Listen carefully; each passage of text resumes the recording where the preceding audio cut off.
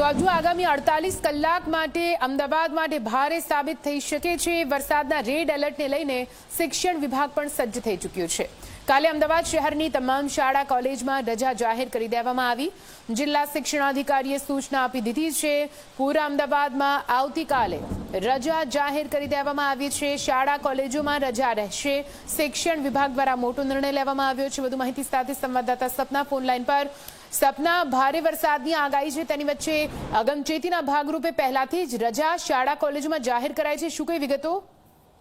બિલકુલ નિધિ, કલેક્ટર કક્ષાએ બેઠક થઈ છે અને ત્યારબાદ આ નિર્ણય લેવામાં આવ્યો છે કે તમામ શાળાઓ અને કોલેજોમાં આવતીકાલે રજા રહેશે, કારણ કે આગામી 2 દિવસ એટલે કે આવતીકાલે અને પરમ દિવસે અમદાવાદ શહેરમાં રેડ એલર્ટ એટલે કે અત્યંત ભારે વરસાદ પડી શકે છે। અને આ જે પ્રમાણે આગાહી કરવામાં આવી છે મુજબ 8 ઇંચથી પણ વધુ વરસાદ અમદાવાદ શહેરમાં પડી શકે છે, જેને જોતા નીચાણવાળા વિસ્તારો સહિત અમદાવાદમાં કેટલાક વિસ્તારોમાં પાણી ભરાવાની શક્યતા છે, જેને લઈને આ નિર્ણય લેવામાં આવ્યો છે કે અમદાવાદ પૂર્વ હોય કે પશ્ચિમ તમામ શાળાઓ અને કોલેજોમાં રજા જાહેર કરી દેવામાં આવી છે।